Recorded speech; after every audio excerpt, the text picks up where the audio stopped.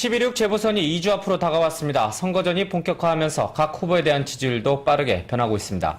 여론조사 전문기관인 리얼미터 이택수 대표와 최근에 여론조사 결과를 좀 살펴보도록 하겠습니다. 안녕하십니까? 네, 안녕하세요. 어서 오십시오. 네. 자, 여의도 연구소, 그러니까 한나라당 부설 연구소 조사 말고 일반 여론조사에서도 두 후보 간의 지지율 격차가 많이 좁혀지는 것으로 나타나고 있습니까?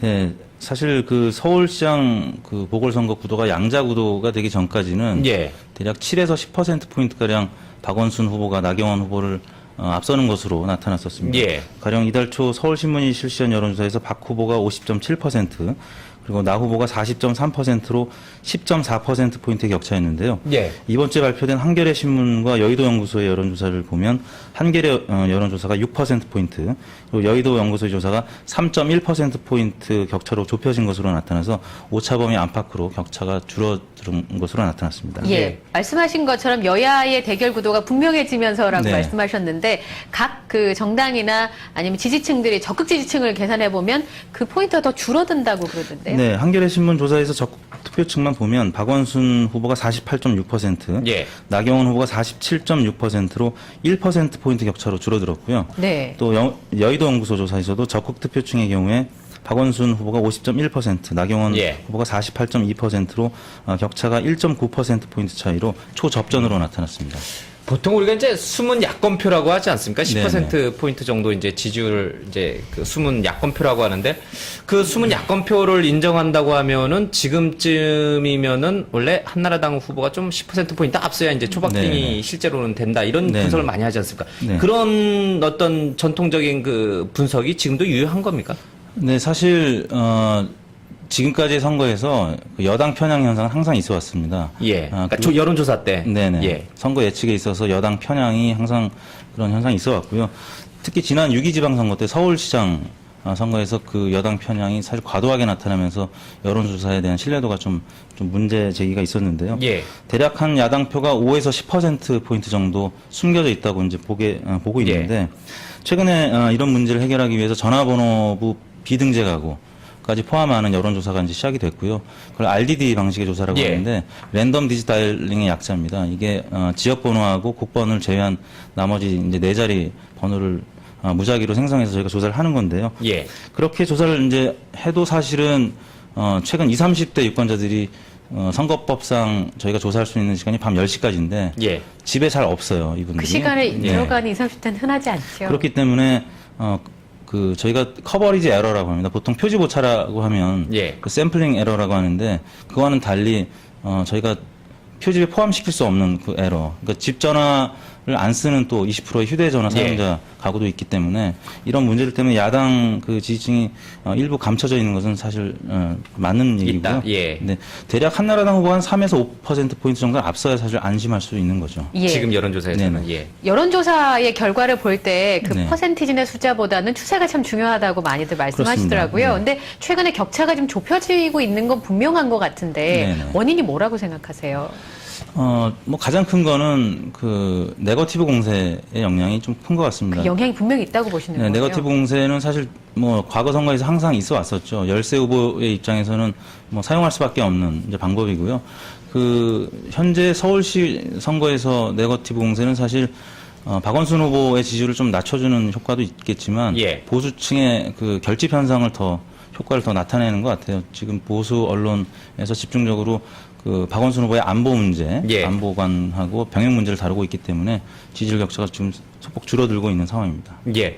그 앞서 이제 여론조사 그걸 보니까 50%, 49%, 네네. 부동층이 아주 좁아요. 네. 과거 여론조사 때는 해도 부동층이 한 20, 30% 네네. 상당히 많은데 왜 이렇게 부동층이 이렇게 적은 겁니까? 지금 어느 정도 서울시장 선거가 예. 유권자들한테 굉장한 관심을 불러일으키고 있다라고 보여지고요. 예. 지금 정당 지지율 조사를 하게 되면 대략 20% 안팎의 부동층이 나오는데 예. 그거보다 지금 더 적게 나온다는 거는 일단 후보들 간의 인지도 굉장히 향상이 됐습니다. 사실 박원순 후보 같은 경우에는 안철수 예. 원장의 지지를 얻기 전에는 지지율이나 인지도가 굉장히 낮았었는데 지금은 뭐 두 후보를 모르는 유권자들이 거의 없을 정도이기 때문에 예. 부동층이 굉장히 줄어든 거죠. 그래서 그런가요? 지금 뭐 최근 TV 토론을 잇따라 하고 있는데 네. 정작 TV 토론의 시청률은 굉장히 낮아요. 네. 그런데 이 TV 토론에서 두 후보가 어떻게 대결하느냐가 또 이제 네. 그 부동층을 흡수할 수 있는데 중요한 역할을 하니까 어떻게 보십니까? TV 토론의 효과가 상당히 있을 거라고 보십니까? 네, TV 토론의 효과는 크게 두 가지입니다. 하나는 관심을 불러일으키면서 투표율 향상에 도움이 되고요. 예. 지금 이제 투표율을 이제 말씀드릴 수밖에 없는 게 지난 6.2 지방선거 때 이제 휴일이었죠.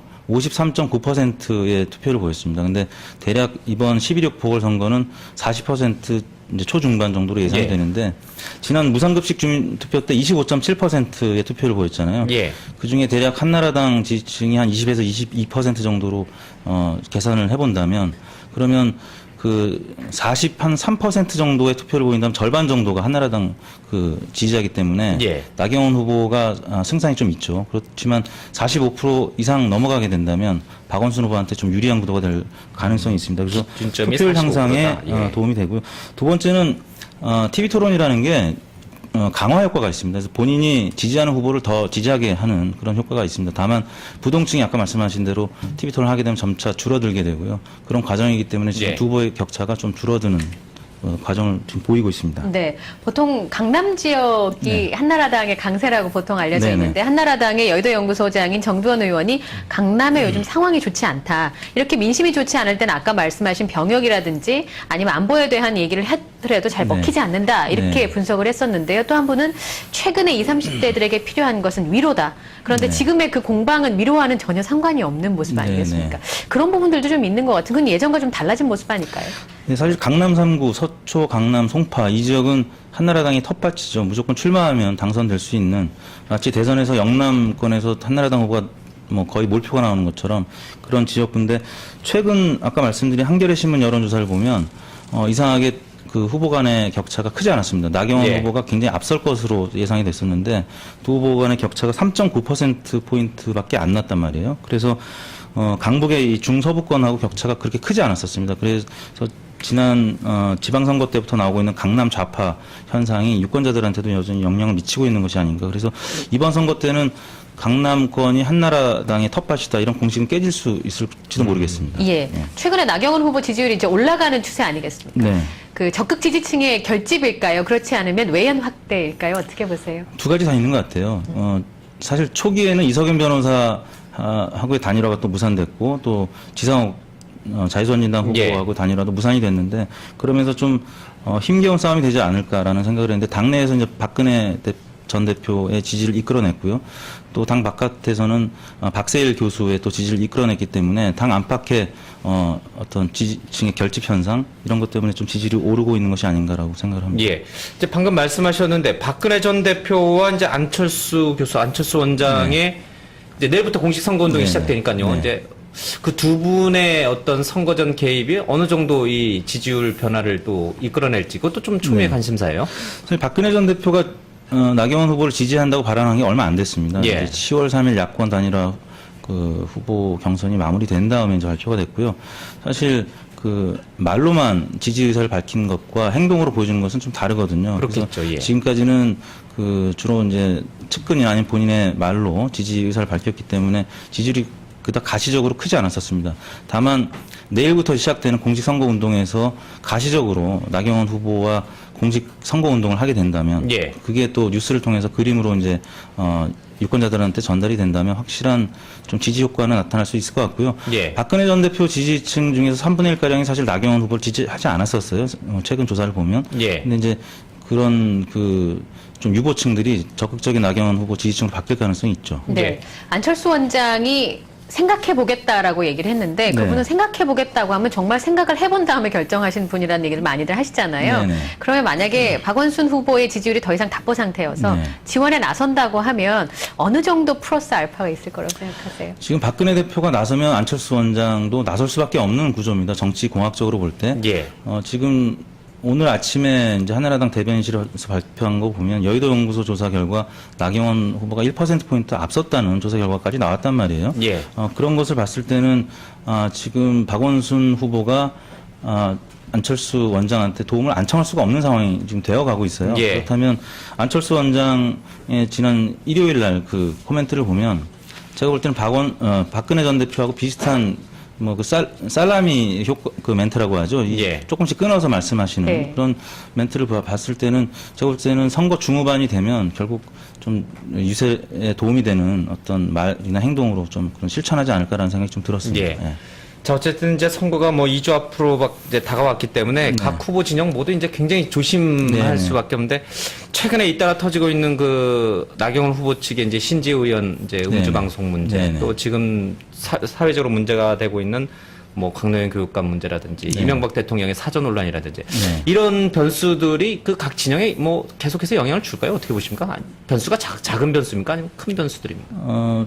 사실 이제 그 주변 그 캠프에서의 예. 말실수나 이제 변수들은 사실 큰 영향을 미치는 것 같지는 않아요. 이제 다만 TV 토론에 있어서 뭐 어제 그제 있었습니다만 이 두 분들이 상당히 조심스럽게 뭐 장단점에 대해서 얘기해달라고 했을 때 단점은 잘 얘기 안 하고 장점만 얘기하고 예.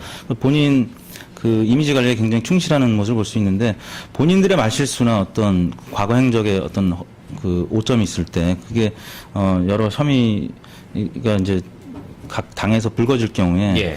해명하는 과정에서 말실수를 할 수도 있고요. 이제 그런 점에서 본인의 실수가 있을 경우에는 좀 간표 요인이 될 수가 있겠죠. 치명적이다. 네. 네. 이번에 박근혜 전 대표가 나경원 후보를 지원하고 있지 않습니까? 네. 그럼 만약에 나경원 후보가 패배하는 상황이 온다면 네. 박근혜 전 대표에게 치명적인 타격이 될 거라고 생각하세요?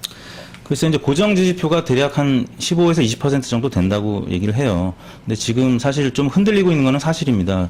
그리고 박원순 후보가 될 경우에 안철수 원장의 지지율은 뭐 당연히 오르겠죠. 그러면 지금 양강구도에서는 약간 좀 열세인데 다자구도에서는 여전히 박근혜 대표가 앞서고 있어요. 근데 그 구도가 좀 깨질 가능성도 없지 않습니다. 네. 예. 지금까지 여론조사 전문기관이죠. 리얼미터의 이택수 대표와 함께 최근의 지지율 변화에 대해서 이야기를 나눠봤습니다. 고맙습니다. 고맙습니다. 네, 감사합니다.